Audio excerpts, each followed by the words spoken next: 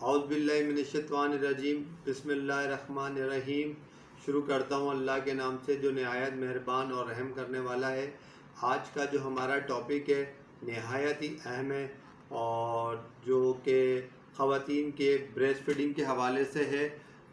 Breast feeding ماں کا بچوں کو دودھ پلانا قدرت کا ایک اولین تحفہ ہے جو کہ ایک مکمل غذا ہے، اور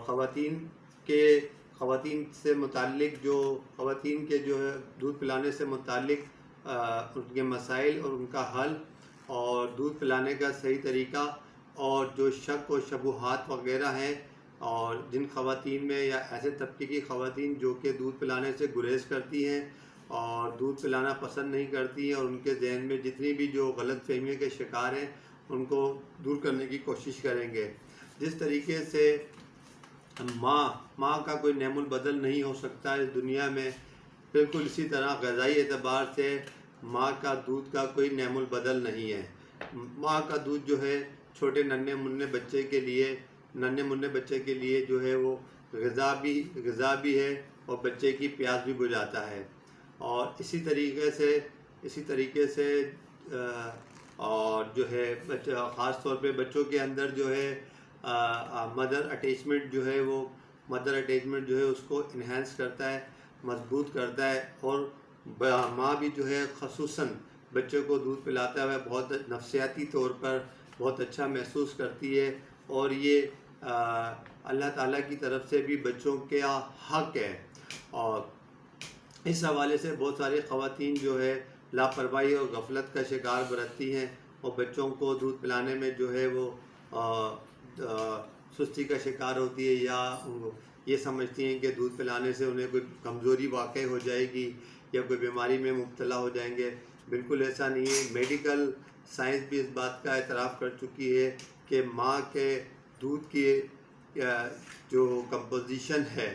اور جو جتنے بھی دودھ بنانے والی کمپنیاں ان کی کمپوزیشن ہے وہ اس کے قریب تر تو ہو سکتی ہے، لیکن ماں کے دودھ کا جو ہے نعم البدل نہیں ہے۔ اچھا، اس کی جو یہ بھی بتلانا چاہوں گا کہ اس کی جو پہلی سیڑھی ہے، جو آغاز ہوتا ہے کہ خواتین کے اندر موٹیویشن، بریسٹ فیڈنگ موٹیویشن کے حوالے سے اور آگاہی دینا، ان میں شعور کو بیدار کرنا، وہ جب پہلے دن جب وہ اینٹی نیٹل چیک اپ جو ہم میڈیکل اصطلاح میں یوز کرتے ہیں، جب حمل ٹھہر جاتا ہے تو وہ ڈاکٹرز کے پاس جاتی ہیں اینٹی نیٹل چیک اپ کے لیے، تو جو ماہر امراض گائنیکولوجسٹ ہے ان کی یہ ایک انتہائی اہم ذمہ داری بھی ہے کہ وہ جو پہلی بار ماں بننے کو جا رہی ہے اور اس کو جو ہے بریسٹ فیڈنگ کے حوالے سے کاؤنسلنگ کرنا، اس کی اہمیت کو اجاگر کرنا، اس کے فوائد بتانا، تاکہ پیشنٹ کے ذہن میں یہ بات بیٹھ جائے کہ بریسٹ فیڈنگ سے جو ہے کسی قسم کا کوئی نقصان نہیں ہے، یہ بالکل فائدہ ہے، دینی پہلو سے بھی، میڈیکل کے پہلو سے بھی اور اخلاقی پہلو سے بھی۔ تو یہ پہلی سیڑھی ہوتی ہے۔ تو اور اس کے بعد میں یہ ہے کہ خاص طور پہ بہت سارے بچے جو ہیں ہمارے معاشرے میں ماں کے دودھ سے پینے سے محروم رہ جاتے ہیں۔ اور دوسری بات بتلانا یہ بھی چاہوں گا کہ خاص طور پہ جو ایسے بچے جو خاص طور پہ ماں کا جو دودھ ہے، بریسٹ فیڈنگ ہے، انہوں نے مقررہ پوری مدت پیا ہے، تو وہ عام بچوں کی طرح ان کی جو ذہنی صلاحیت کا جو درجہ ہے وہ بہت زیادہ ہائی ہوتا ہے، اور ان میں انفیکشنز کے اور الرجیز کے پیدا ہونے کے اور اٹیک ہونے کے امکانات بہت کم ہوتے ہیں بنسبت ان بچوں کے جن بچوں نے شروع سے ہی پہلے دن سے ہی ماں کا دودھ نہیں پیا اور بلکہ ڈبے کے دودھ پیے ہیں، موریناگا پیا ہو یا FMT پیا ہو یا لیکٹوجن پیا ہو۔ یہ سارے جتنے بھی دودھ ہیں یہ ماں کے دودھ کے قریب تر تو ہو سکتے ہیں، اس کا نعم البدل نہیں ہو سکتے۔ تو دوسرے نمبر پہ یہ ہوتا ہے کہ مدر فیڈ کرانے سے بچے اور ماں کے درمیان جو ہے بہت زبردست اٹیچمنٹ بھی ہوتی ہے، روحانی طور پہ بھی اور جسمانی طور پہ بھی۔ بچہ جب دودھ پی رہا ہوتا ہے تو اپنے آپ کو بہت محفوظ فیل کرتا ہے ماں کی گود کے اندر، اور اس حوالے سے بھی جو ہے بہت ساری ریسرچ بھی ہوئی ہیں، سامنے بھی آئی ہیں۔ اور یہ تیسرے نمبر پہ یہ ہے کہ خاص طور پہ جو ہے اب میڈیکل سائنس نے بھی جو ابھی حالیہ چند سال میں جو تحقیق ہوئی ہے اس میں یہ بھی ہوئی ہے کہ مقررہ مدت سے پہلے جو بچے پیدا ہو جاتے ہیں 7 ماہ کے 8 ماہ کے، اسی طریقے سے ماں کی دودھ کی جو کمپوزیشن ہوتی ہے وہ بالکل ان بچوں کی عین مطابق ہوتی ہے، ان کی عمر کے مطابق ہوتی ہے۔ 7 مہینے کا ہے تو 7 مہینے کے حساب سے غذائی کمپوزیشن ہوتی ہے مدر فیڈ کی۔ 8 ماہ کا پیدا ہوا تو 8 ماہ کے حساب سے ہوتی ہے، اور 9 ماہ کا ہوتا ہے تو وہ 9 ماہ کے حساب سے پوری کمپوزیشن ہوتی ہے۔ اور دوسرے نمبر پہ یہ بھی تحقیق سے پتہ چلا رہے ہیں، اور بلکہ اس پہ بہت ریسرچ ہو رہی ہے کہ لڑکا اور لڑکی دونوں کے جو دودھ کی جو کمپوزیشن ہوتی ہے، مدر فیڈ کی جو کمپوزیشن ہوتی ہے، لڑکا اور لڑکی کی دونوں علیحدہ علیحدہ ہوتی ہے۔ سائنس یہاں تک جو ہے ریسرچ کر رہی ہے۔ تو ہمیں یہ بتلانا ہے کہ جس طریقے سے عورت جو ہے زچگی سے لے کر ڈاکٹر کا پہلا وزٹ کرتی ہیں، اسپتال جاتی ہیں، بچہ پیدا ہوتا ہے، اس کے بعد میں جو ہے بچے کا ماہر ڈاکٹر آتا ہے، اس کے ساتھ مڈ وائف بھی آتی ہے، وہ کاؤنسلنگ کرتی ہے پیشنٹ کو بریسٹ فیڈنگ کے حوالے سے، اور دودھ پلانے کا جو صحیح طریقہ ہے اس کی واقفیت دیتی ہے، بتاتی ہے ان کو کہ اس طریقے سے دودھ پلانا ہے بچے کو۔ اور اس کے بعد میں جب وہ گھر آتی ہے تو بزرگ ہوتے ہیں، ایلڈرس ہوتے ہیں، وہ سب اس کی رہنمائی کرتے ہیں، دل جوئی کرتے ہیں، اور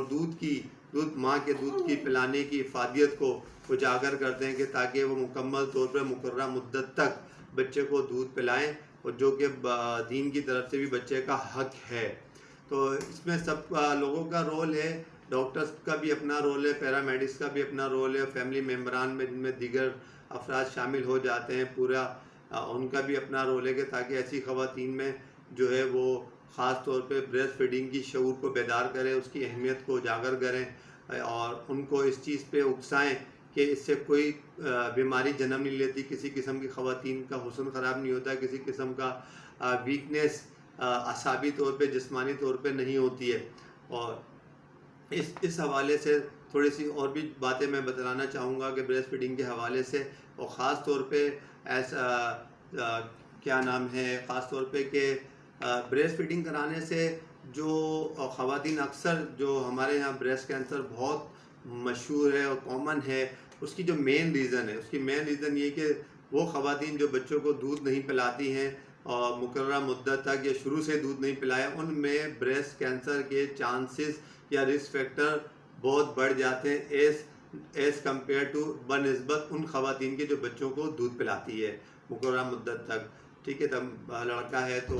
2.5 سال تک، لڑکی ہے تو 2 سال تک دودھ پلانا چاہیے۔ اسی حوالے سے رحم کا ہے، رحم جس کو یوٹرس کہتے ہیں، جس میں بچہ کی پرورش ہوتی ہے، اس کا کینسر بھی بنسبت ان خواتین کے جو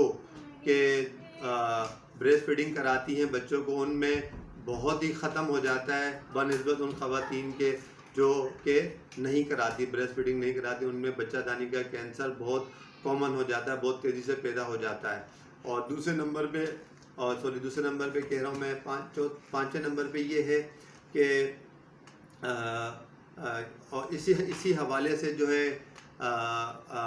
جو بچے کی جو دودھ کی جو کمپوزیشن ہوتی ہے اس میں جو ہے لحمیات ہوتی ہے، پروٹینز ہوتی ہیں، اور فیٹس ہوتے ہیں، نمکیات ہوتے ہیں، اور جو کہ عام ڈبے کے دودھ میں بالکل بھی نہیں پائے جاتے ہیں۔ اور ایسی خواتین جو کہ بریسٹ فیڈنگ کرا رہی ہوتی ہیں، ان کو دن میں 7 سے 8 بار خوراک کی ضرورت ہوتی ہے، اور ہر دفعہ ان کو چاہیے کہ مدر فیڈ پلانے سے پہلے، مدر فیڈ کرنے سے پہلے 1 گلاس پانی خود پی لے، کیونکہ اکثر جو خواتین بچوں کو دودھ پلا رہی ہوتی ہیں ان کو پانی کی پیاس بہت زیادہ محسوس ہوتی ہے، تو ان کو چاہیے کہ پہلے پانی کا کپ پی لیا کریں، گلاس پی لیا کریں۔ اور دوسرے نمبر پہ یہ ہے کہ ان میں کاربوہائیڈریٹ، پروٹین، لحمیات وغیرہ جو ہے وہ بھی جو ہے بہت اچھی مقدار میں پائی جاتی ہیں کہ جو عام ڈبے میں نہیں ہوتی، اور ایسی خواتین